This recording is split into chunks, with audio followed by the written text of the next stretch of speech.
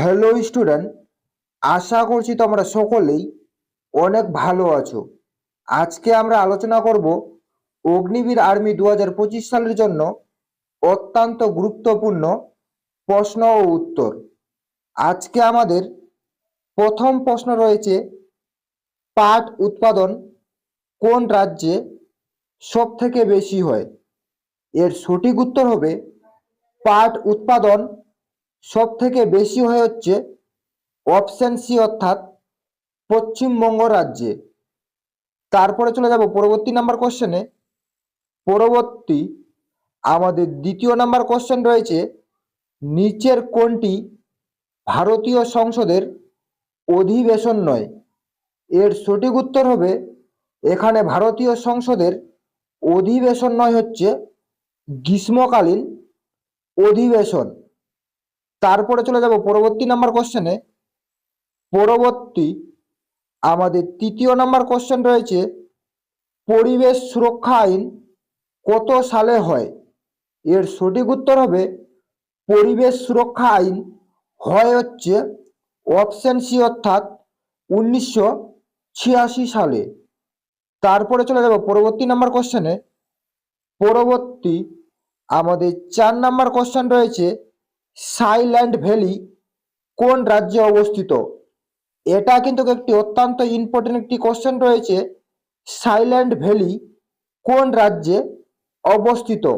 এর সঠিক উত্তর হবে সাইল্যান্ড ভ্যালি হচ্ছে অপশন বি, অর্থাৎ কেরালা রাজ্যে অবস্থিত।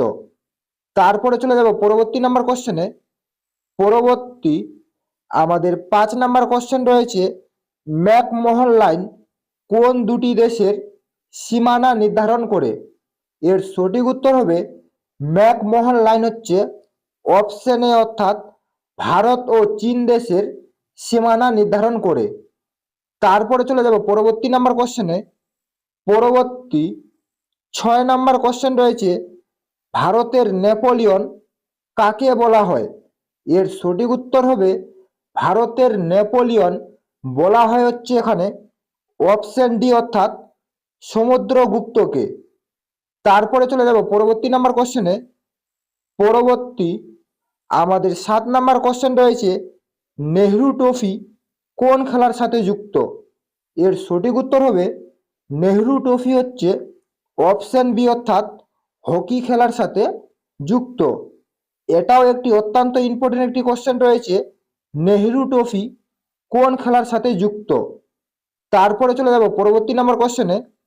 পরবর্তী আমাদের 8 নাম্বার কোশ্চেন রয়েছে, মোট কতজন সদস্য নিয়ে অর্থ কমিশন গঠন হয় বা গঠিত হয়?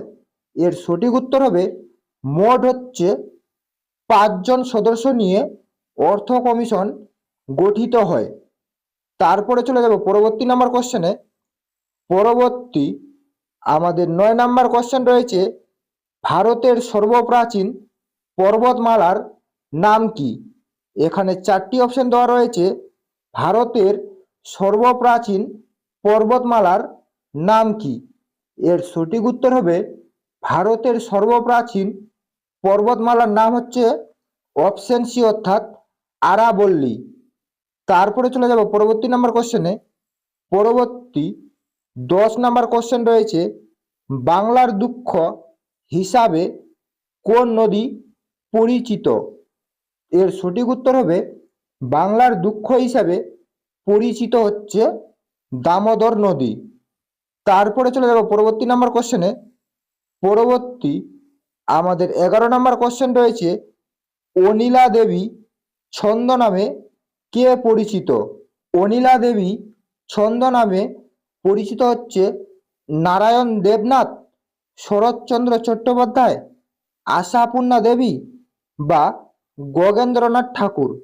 এর সঠিক উত্তর হবে অনিলা দেবী নামে পরিচিত হচ্ছে অপশন বি, অর্থাৎ শরৎচন্দ্র চট্টোপাধ্যায়। তারপরে চলে যাব পরবর্তী নাম্বার কোশ্চেনে। পরবর্তী আমাদের 12 নাম্বার কোশ্চেন রয়েছে, নানা সাহেব কোন বিদ্রোহের সাথে যুক্ত ছিলেন? এর সঠিক উত্তর হবে নানা সাহেব হচ্ছে অপশন ডি, অর্থাৎ সিপাহী বিদ্রোহের সাথে যুক্ত ছিলেন? এটাও একটি অত্যন্ত ইম্পর্টেন্ট একটি কোশ্চেন রয়েছে, নানা সাহেব কোন বিদ্রোহের সাথে যুক্ত ছিলেন? তারপরে চলে যাব পরবর্তী নাম্বার কোশ্চেনে।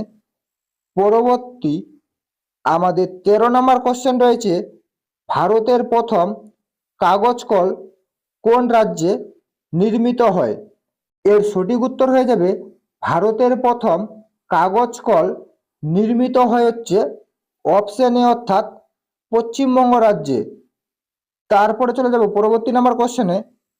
পরবর্তী আমাদের 14 নম্বর কোশ্চেন রয়েছে, রেগুর মাটিতে কোন চাষ ভালো হয়? এর সঠিক উত্তর হবে রেগুর মাটিতে সব থেকে ভালো চাষ হচ্ছে তুলা। তারপরে চলে যাব পরবর্তী নাম্বার কোশ্চেনে।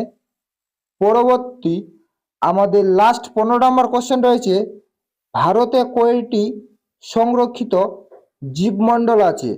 এর সঠিক উত্তর হবে ভারতে মোট হচ্ছে 12টি সংরক্ষিত জীবমণ্ডল আছে। এই ছিল মূলত আজকের আপডেট। যদি তোমাদের ভিডিওটি ভালো লেগে থাকে তাহলে অবশ্যই লাইক, কমেন্ট এবং শেয়ার করে দিবেন।